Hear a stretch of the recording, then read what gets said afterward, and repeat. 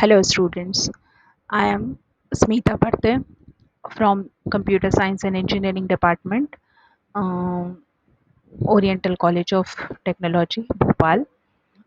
Today we are going to discuss the introductory part of the subject Object-Oriented Programming and Methodology.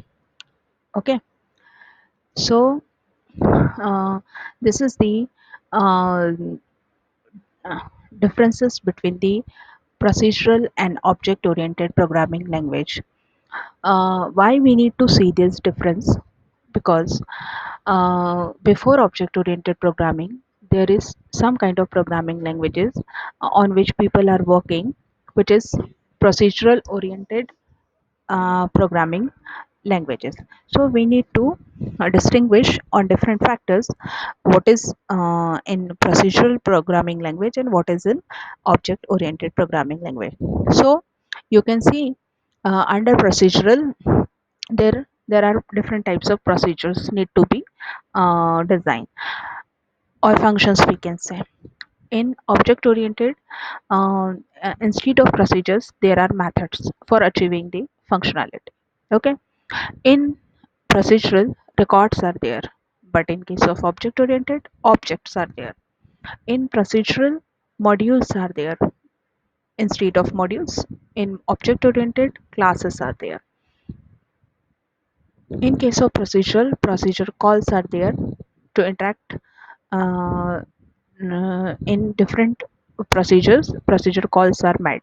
But in case of object oriented, messages are the tools for interacting amongst the different methods or different objects or classes, we can say. Okay, so these are the major uh, design type of things in procedural oriented programming and object oriented programming languages. Okay, now this is the figure which is showing the structure of program. We can say program is there that contains main program and along with their data, and in that main program there are n number of procedures. We can clearly see that procedure 1, procedure 2 and procedures 3. Likewise, this is the structure of procedure oriented program. Okay, now this is the figure 2 which shows the structure of object oriented program. So we can say object-oriented program consists of many well-encapsulated objects and interacting with each other by sending messages, as we have seen earlier. So, one object contains name, attributes, and behavior. Likewise, another object also contains its name, their attributes, and behavior. And they are interacting by passing the messages. So, in figure, we can see there are 5 objects having name, attributes, and behavior, and they are interconnecting or interacting by passing the messages. Okay, now the it is the you can see on your screen clear cut differences or comparison chart in between the procedure oriented programming and object oriented programming. So first point, in POP, in short we can say procedure oriented programming, POP, program is divided into smaller parts called functions, whereas in object oriented programming, OOP, shortly we can say, program is divided into parts called objects. In second point, in POP, importance is not given to data but to the functions as well as sequence of actions to be done. Okay, but in case of OOP, importance is given to the data rather than procedures or functions because it works as a real world. So from this point, we can see the popularity of object oriented programming. It is easy to deal with the real world problems. Okay, now third point is telling POP follows the top down approach, means flow of control is from top to the bottom. But in case of OOP, it is a bottom up approach.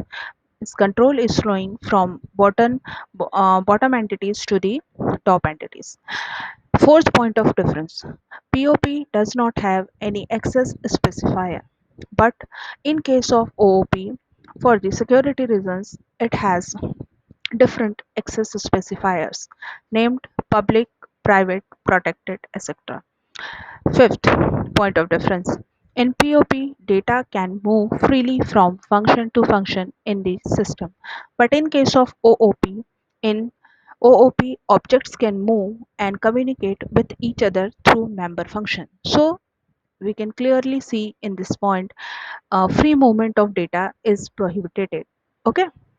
So students, we have discussed the 5 point of differences in this slide. Next slide is also showing some differences. Now 6 point of difference: to add new data and function in POP is not so easy. OOP provides an easy way to add new data and functions. Next point of difference: in POP, most functions uses global data for sharing that can be accessed freely from functions to functions in the system.